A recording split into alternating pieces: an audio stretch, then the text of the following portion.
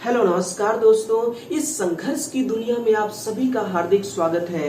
दोस्तों, आपकी जो एग्जाम है ये आपके बहुत करीब आ चुकी है, आपके दोस्तों बहुत पास आ चुकी है और आपकी दोस्तों इसी एग्जाम को ध्यान में रखते हुए हम आपके लिए दोस्तों कामयाबी का एक सीरीज लेकर आप सभी के सामने उपस्थित हैं और इस सीरीज में दोस्तों मोस्ट इंपोर्टेंट प्रश्नों को शामिल किया गया है। और ध्यान रखना दोस्तों, तैयारी में क्या होना चाहिए? तैयारी में दोस्तों मजबूरी नहीं, तैयारी में दोस्तों मजबूती होना चाहिए। और दोस्तों एग्जाम में आप बैठेंगे एग्जाम को दोस्तों जीतने के लिए। क्या करने के लिए दोस्तों? एग्जाम में बैठना है आपको एग्जाम को जीतने के लिए। तो आइएगा दोस्तों, हम दोबारा स्वागत करते हैं आप सभी का।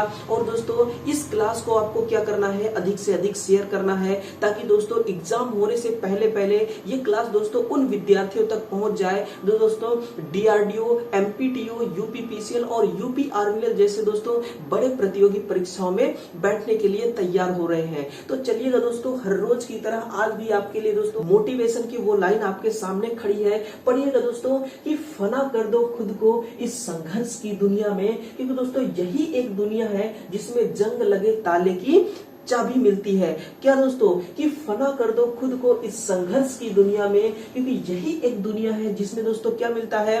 जंग लगे ताले की चाबी मिलती है। और ध्यान रखना दोस्तों, इस संघर्ष की दुनिया में दोस्तों, इस संघर्ष की राह में चाहे आप दोस्तों कितनी भी बार क्यों न हार जाएं, लेकिन हार मानना दोस्तों आपको तब तक नहीं है जब तक कि हार खुद दोस्तों हार ना मान जाए। तो चलिएगा इन्हीं लाइनों के साथ दोस्तों हम अपने क्लास का शुभारंभ करते हैं। देखिएगा, मोस्ट इंपोर्टेंट प्रश्नों का पिटारा खुल चुका है। पहला क्वेश्चन आपके सामने आकर खड़ी है और इसका आपको क्या करना है? इसका दोस्तों आंसर देना है, वो भी प्यार से। देखिएगा, रेस वे वायरिंग में न्यूट्रल के लिए किस रंग के तार को चुना जाता है? बहुत ही शानदार क्वेश्चन है, 1 नंबर दोस्तों आपको आसानी से दे सकता है। रेस वे वायरिंग में किसमें दोस्तों? रेस वे वायरिंग में न्यूट्रल के लिए किस रंग के तार को चुना जाता है? काला, सफेद, नीला या धूसर? तो ध्यान रखना दोस्तों, जो रेस वे वायरिंग है इसमें दोस्तों जो न्यूट्रल का तार होता है वो सफेद रंग का होता है। किस रंग का दोस्तों? सफेद रंग का। लेकिन इसमें कुछ कंडीशन होते हैं और दोस्तों इस रेस वे वायरिंग से जितने भी दोस्तों क्वेश्चन बन सकते हैं वो सारे पॉइंट मैं आपके सामने रखने की कोशिश करता हूं। देखिएगा, जो रेस वे वायरिंग होती है इसमें 2 कंडीशन होता है। पहला कंडीशन दोस्तों, अगर वोल्टेज का मान 120 वोल्ट से लेकर के दोस्तों 280 वोल्ट, कितना? 120 वोल्ट से लेकर के दोस्तों 280 वोल्ट के बीच में वोल्टेज की रेंज है, तो इसमें दोस्तों जो न्यूट्रल की तार होती है वो सफेद रंग की होती है। लेकिन ध्यान रखना दोस्तों, जब अगर यही वोल्टेज 277 वोल्ट से, कितना दोस्तों? 277 वोल्ट से दोस्तों 480 वोल्ट, कितना?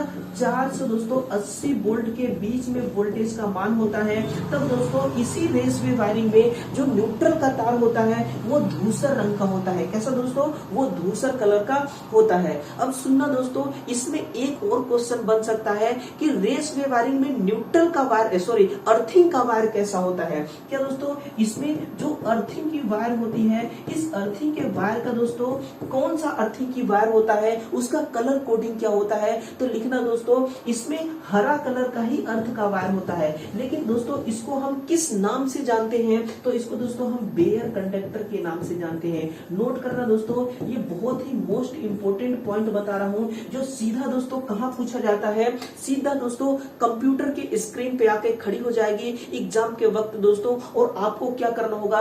बिल्कुल करेक्ट आंसर करना होगा, तभी दोस्तों आपको 1 नंबर मिलेगा। देखिएगा, यानी कि क्या कह रहा है दोस्तों कि अर्थिंग का तार तो हरा होगा लेकिन इसको हम बेयर कंडक्टर कहेंगे। और ध्यान रखना दोस्तों, जो इसमें इसमें जो फेज का तार होता है, कौन सा दोस्तों? जो इसमें फेज तार होती है इसको दोस्तों हम हॉट वायर के नाम से इसमें जानते हैं। यानी कि जो हॉट कंडक्टर होता है दोस्तों वही फेज कंडक्टर होती है और बेयर कंडक्टर होता है दोस्तों वही अर्थिंग कंडक्टर होती है। और याद रखना दोस्तों, जो इसमें अर्थिंग की तार होती है वो किसकी बनाई जाती है? तो ध्यान रखना दोस्तों, ये जीआई की बनाई जाती है। किसकी दोस्तों? गैल्वेनाइज्ड आयरन की बनाई जाती है अर्थिंग की तार। तो ये मोस्ट इंपोर्टेंट पॉइंट था। अब ध्यान रखना दोस्तों, जो हमारी रेस में वायरिंग होती है, इस वायरिंग से दोस्तों हमें क्या क्या फायदा मिलता है? इस वायरिंग को करने से हमें क्या क्या दोस्तों बेनिफिट मिलता है? तो लिखेगा, ये जो वायरिंग है ये पूरी तरह से दोस्तों कैसी होती है? आर्द्रता कैसी दोस्तों? आर्द्रता युक्त होती है, यानी कि इसमें दोस्तों आर्द्र यानी कि नमी से ये सुरक्षित होती है। कैसे होती है दोस्तों? ये नमी से सुरक्षित होती है। और दूसरी और क्या पॉइंट है, नमी से सुरक्षित के साथ साथ दोस्तों ये पानी से भी सुरक्षित होती है। किससे दोस्तों? ये वाटर से भी सुरक्षित होती है। आर्द्र युक्त, नमी युक्त, वाटर युक्त, यानी कि वाटर प्रूफ होती है। और दूसरी बात क्या दोस्तों कि ये हीट यानी कि तापमान से, लिखिएगा दोस्तों, ये तापमान से भी सुरक्षित रहती है। तो ये सब सारे दोस्तों इसके अंदर के क्या है, इसके अंदर के खूबियां हैं और इसके अंदर के दोस्तों ये सारे पॉइंट निकल करके आए हैं। ये दोस्तों एग्जाम में आपको प्रश्नों के माध्यम से पूछ लिए जाएंगे और आपको क्या करना है दोस्तों, सही आंसर करके 1 नंबर दोस्तों अपने खाते में, अकाउंट में दोस्तों आपको ऐड कर लेना है। तो आंसर क्या हो गया? ऑप्शन नंबर दोस्तों बी आपका करेक्ट आंसर है। इसी के साथ में मैं अगले क्वेश्चन की ओर ले चलता हूं आपको। क्वेश्चन नंबर 2 है क्या कि इनमें से जीओएसटी के रूप में पूर्ण रूप, जीओएसटी के पूर्ण रूप को कौन सही इंगित कर रहा है?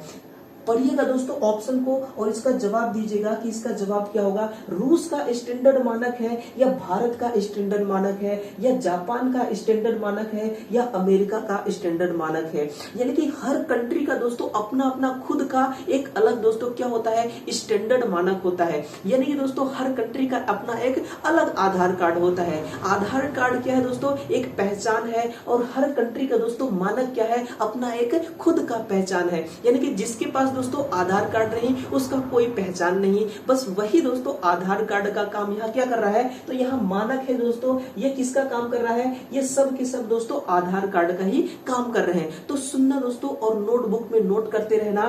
देखिए जो रूस का स्टैंडर्ड मानक है यही है दोस्तों जीओएसटी। क्या दोस्तों? यही है जीओएसटी, जिसको हम क्या कहते हैं, गोस्ट के नाम से जानते हैं। और सुनना दोस्तों, अगर मैं आपसे कहूं कि भारत का क्या है दोस्तों स्टैंडर्ड मानक, तो BIS है। क्या है दोस्तों? BIS है भारत का स्टैंडर्ड मानक। और दोस्तों वो कौन सा देश है जिसका मानक भी BIS है? तो नोट करना दोस्तों, ब्रिटेन का। किसका दोस्तों? ब्रिटेन का भी यही मानक है। यानी कि BIS दोस्तों भारत का भी मानक है और ब्रिटेन का भी मानक है। और दोस्तों इसके अलावा और कौन सी वो बात है और कौन सी वो फैक्टर है दोस्तों जो ब्रिटेन और इंडिया का एक समान है?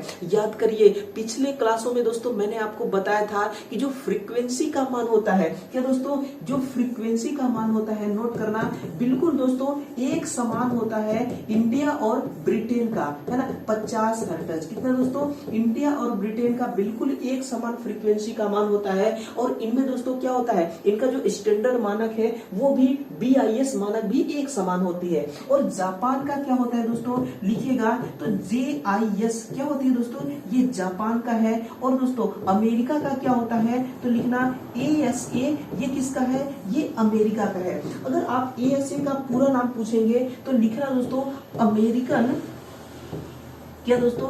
अमेरिकन स्टैंडर्ड एसोसिएशन, है ना।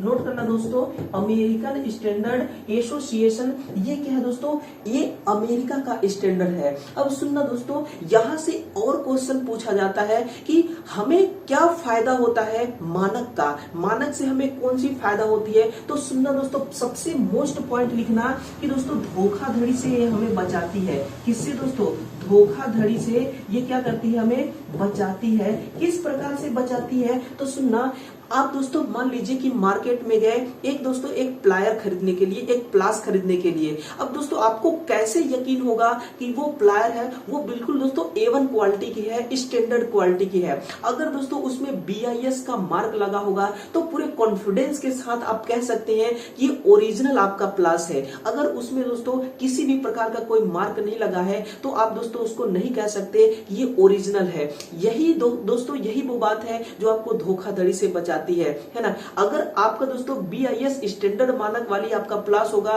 तो आपको दोस्तों क्या होगा, उचित रेट पर भी मिलेगा। और दोस्तों उसमें क्या, जो भी वारंटी गारंटी होगी वो भी मिलेगी। और दोस्तों एक अच्छा मटेरियल आपको उपलब्ध कराया जाएगा। यही दोस्तों सबसे बड़ी बात होती है कि धोखाधड़ी से आपको बचाया जाता है। तो आंसर ऑप्शन नंबर ए आपके सामने है। ऑप्शन नंबर ए दोस्तों इसका करेक्ट आंसर है क्वेश्चन नंबर 2 का। अगला क्वेश्चन देखिए, क्वेश्चन नंबर 3 क्या है कि निम्नलिखित में से किस प्लांट में सबसे अधिक ग्रिड स्थापित करने की क्षमता होती है। बहुत ही शानदार क्वेश्चन आया है और नोटबुक दोस्तों और पेन कॉपी अपने साथ रखना, बिल्कुल अपने दोस्तों गोद में रखना और पॉइंट टू पॉइंट आपको क्या करना है, नोट करना है और याद भी करना है। और दोस्तों आपको कब तक नहीं भूलना है, कब तक दोस्तों, जब तक कि आप एग्जाम में दोस्तों ना बैठ जाएं और इसको दोस्तों क्या रिजल्ट में ना कन्वर्ट कर लें, तब तक आपको नहीं भूलना है, अपने मेमोरी में इसको सेव करके रखना है। देखिएगा क्वेश्चन नंबर 3 आपके सामने खड़ी है, निम्नलिखित में से किस प्लांट में सबसे अधिक ग्रिड स्थापित करने की वो क्षमता होती है, वो दोस्तों क्या है, वो कैपेसिटी होती है, वो कौन सा प्लांट है। तो दोस्तों ऑप्शन नंबर जो डी है यही आपका वो प्लांट है, पवन, जिसको हम क्या कहते हैं, नोट करना दोस्तों, जिसको हम विंड पावर प्लांट कहते हैं। क्या दोस्तों, विंड पावर प्लांट के नाम से हम इसको जानते हैं। सुनिएगा दोस्तों, जो आपका विंड पावर प्लांट से जुड़ी जितने भी मोस्ट इंपोर्टेंट पॉइंट है जो आपकी एग्जाम की दृष्टि से दोस्तों पूछे जा सकते हैं, उन सभी पॉइंटों को दोस्तों आज मैं कहां तक डिलीवर करने वाला हूं, आपकी दोस्तों नोटबुक से लेकर के आपके दिमाग तक आपको दोस्तों डिलीवर कर दूंगा। देखिएगा विंड पावर प्लांट है, अगर दोस्तों मैं आपसे कहूं कि विंड पावर प्लांट किस प्रकार का प्लांट है, तो लिखना दोस्तों बेस लोड प्लांट है। ये कौन सी दोस्तों, लिख लेना, बेस लोड प्लांट है। कौन सी दोस्तों, ये बेस लोड प्लांट है। और इस प्लांट को किस सोर्स के अंदर रखा गया है, तो नोट करना दोस्तों, रिन्यूएबल सोर्स। कौन सा दोस्तों, रिन्यूएबल सोर्स है ना, रिन्यूएबल सोर्स के अंतर्गत इसको रखा जाता है। अब दोस्तों यहां से एक और क्वेश्चन क्या बनता है, 100% में से कितने परसेंट इलेक्ट्रिसिटी हम विंड पावर प्लांट के द्वारा करते हैं, तो लिखना दोस्तों 10%। कितना दोस्तों, 10%। हम 100% में से 10% विंड पावर प्लांट के द्वारा हम बिजली का उत्पादन करते हैं। और हाँ दोस्तों, आपके नॉलेज के लिए मैं बता देता हूं दोस्तों कि जो भारत का सबसे बड़ा विंड पावर प्लांट है वो कहां पर स्थापित किया गया है, नोट करना दोस्तों, तमिलनाडु में। कहां पे दोस्तों, लिखना दोस्तों, जो आपका तमिलनाडु है ना, तमिलनाडु में दोस्तों सबसे बड़ा पावर प्लांट है। कितने मेगावाट का है ये भी तो जानना जरूरी है, नोट करना दोस्तों, 1500 मेगावाट का, यानी कि 1500 मेगावाट दोस्तों हवा के द्वारा आप पावर उत्पादन कर रहे हैं। ये अपने आप में क्या है दोस्तों, अपने आप में ये बहुत बड़ी बात है, 1500 मेगावाट। और ध्यान रखना दोस्तों, इस प्लांट का नाम क्या रखा गया है, मुपंडल विंड फार्म। क्या दोस्तों, नोट कर रहे हैं यहाँ पे,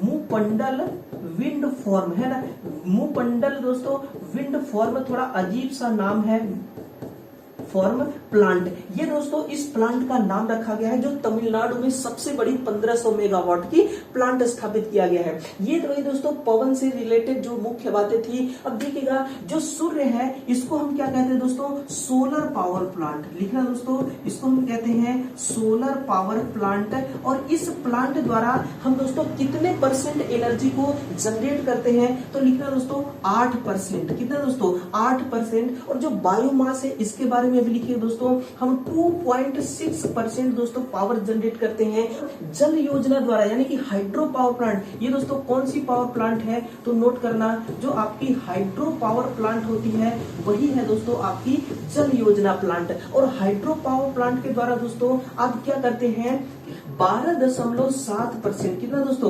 12.7% दोस्तों आप पावर को जनरेट करते हैं। और देखिए दोस्तों इसमें भी अलग अलग प्रकार के हाइड्रो पावर प्लांट होते हैं, यानी कि कुछ छोटे और कुछ बड़े। तो दोस्तों ये बड़े हाइड्रो पावर प्लांट के किसके बारे में दोस्तों ये डेटा है, नोट कीजिएगा, जो बड़े हाइड्रो पावर प्लांट होते हैं ना, हाइड्रो दोस्तों पावर प्लांट होते हैं, उसी प्लांट के बारे में दोस्तों बताया गया है कि 12.7% दोस्तों अकेला हाइड्रो पावर प्लांट बिजली को उत्पादन करता है। तो इसका आंसर क्या हो गया, ऑप्शन नंबर दोस्तों सी इसका करेक्ट आंसर हो गया। और ध्यान रखिएगा दोस्तों, इन प्रश्नों को आपको बिल्कुल अपने नोटबुक में दोस्तों प्यार से नोट करना है और इसको बिल्कुल संजो के रखना है, तब तक संजो के रखना है जब तक कि दोस्तों आपका एग्जाम कंप्लीट ना हो जाए। और हाँ दोस्तों, एमपीटीओ वालों का तो बिल्कुल करीब आ चुका है दोस्तों एग्जाम डेट। इसी के साथ में यूपीपीसीएल वालों का भी एग्जाम होना है, यूपी आर्मिनल का भी होना है, डीआरडीओ का भी होना है, यानी कि दोस्तों हद हो गया इस बार। दोस्तों देखिए आपके लिए कितनी बड़ी अपॉर्चुनिटी है, यानी कि 2022 के एंड में दोस्तों आपके लिए बहुत बड़ी खुशखबरी है। आपको एक सुनहरा अवसर दिया गया है। ये मान लीजिए कि 2022 के एंड में आपको एक बेहतर सुनहरा अवसर प्रदान किया गया है और इसी सुनहरे अवसर को क्या करना है दोस्तों, इसी सुनहरे अवसर से अपनी लाइफ बनानी है आपको, है ना। तो देखिएगा, आपकी तैयारी में दोस्तों इतनी ताकत होनी चाहिए, आपकी तैयारी में दोस्तों इतना कॉन्फिडेंस होना चाहिए कि जब भी आप एग्जाम में बैठे तो क्या कर सके दोस्तों, हर क्वेश्चनों का आंसर दोस्तों बिल्कुल सीना ठोक के आप दे सके। देखिएगा, सिंक्रोस्कोप का कार्य क्या होता है, आने वाले अल्टरनेटर और बस बार को सही फेज सीक्वेंस को इंगित करना या आने वाले अल्टरनेटर को बस बार के साथ जोड़ना या समतुल्य दो अल्टरनेटर के सही दृष्टांक को इंगित करना या दोस्तों आने वाले अल्टरनेटर को समायोजित करना। दोस्तों बिल्कुल ऑप्शन नंबर जो सी है यही इसका सही आंसर माना जाएगा। यानी दोस्तों समतुल्य दो अल्टरनेटर के सही दृष्टांक को इंगित करना। दो समतुल्य का मतलब दोस्तों एक रनिंग जनरेटर, कौन कौन सी जनरेटर, एक दोस्तों कौन सी जनरेटर होगी, तो एक रनिंग होगी और दूसरा दोस्तों इनकमिंग जनरेटर होगी, है ना।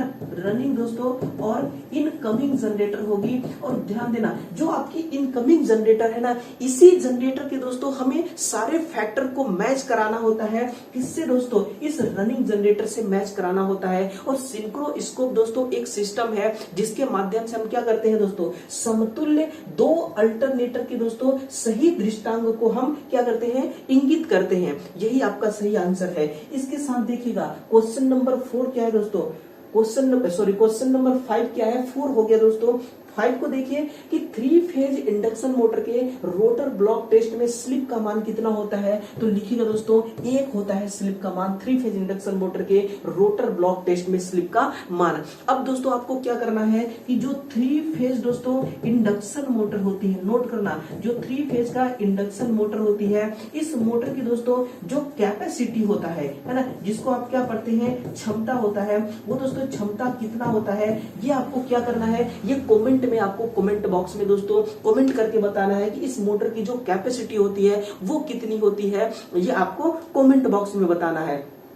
तो चलिएगा दोस्तों, उन 5 प्रश्नों को दोस्तों मैं एक एक करके बारी बारी आपके सामने प्रस्तुत कर दिया। अब दोस्तों आप एहसास कीजिए और महसूस करिए, आप बताइए दोस्तों हमें और फीडबैक अपना दीजिए कि ये जो क्लास था दोस्तों आपकी एग्जाम के लिए कितना महत्वपूर्ण क्लास था। उस प्रश्नों को दोस्तों आप बार बार देखिए जो आपको लगते हैं थोड़ा सा टफ लगते हैं। और दोस्तों कुछ ऐसे प्रश्न इस क्लास में मैंने आपको बताए हैं जो बिल्कुल नए होंगे, और दोस्तों अगर नए नहीं भी होंगे तो उनका जो कॉन्सेप्ट था वो आपको जरूर प्रभावित किया होगा, वो कॉन्सेप्ट दोस्तों आपके लिए जरूर नया होगा। तो चलिए दोस्तों, कल इंतजार करिएगा, फिर सुबह 7 बजे हम दोस्तों क्या हर रोज दोस्तों सुबह 7 बजे आपके लिए एक नए कंटेंट के साथ लेक्चर लेकर के आते हैं और आपको दोस्तों पूरे दिल से दोस्तों आपको पेश कर देते हैं। ये क्लास भी आपका ही है, ये दोस्तों ये क्वेश्चन भी आपके हैं, यानी कि सब कुछ दोस्तों क्या है, सब कुछ आपका ही है। और ध्यान रखना, तैयारी में दोस्तों अब की बार क्या होना चाहिए, तैयारी में जरा सा भी दोस्तों आपको शक नहीं होना चाहिए। अपनी तैयारी में क्या होना चाहिए, कॉन्फिडेंस होना चाहिए, क्योंकि जीत दोस्तों उसी की होती है जिसके साथ कॉन्फिडेंस होता है। तो कॉन्फिडेंस के साथ आपको एग्जाम हॉल में बैठना है और प्रश्नों को क्या करना है दोस्तों, बिल्कुल दोस्तों डंके की चोट पर आपको करेक्ट आंसर करना है और दोस्तों परीक्षा को आपको क्या करना है, जीतना है। तो चलिएगा, कल सुबह इंतजार करिएगा, हम दोस्तों आपके इंतजार को एतबार में बदलने के लिए जरूर आएंगे। और ध्यान रखना दोस्तों, इस क्लास को शेयर करना बिल्कुल मत भूलना दोस्तों। और हाँ, कंटेंट अगर अच्छा लगा हो तो बिल्कुल दोस्तों क्लास को लाइक करके हमें मोटिवेट करना। अगर दोस्तों आप इस क्लास पे पहली बार आए हैं, हमारे इस दोस्तों प्यारे से परिवार में पहली बार आपने अगर कदम रखा है, तो आपका भी दोस्तों दिल से धन्यवाद है, आपका दिल से थैंक यू है। अब दोबारा लौट के आप रोज आइएगा दोस्तों सुबह 7 बजे, हम आपके लिए एक नए कंटेंट के साथ कल सुबह फिर से मिलते हैं। तब तक के लिए दोस्तों आप सभी को जय हिंद।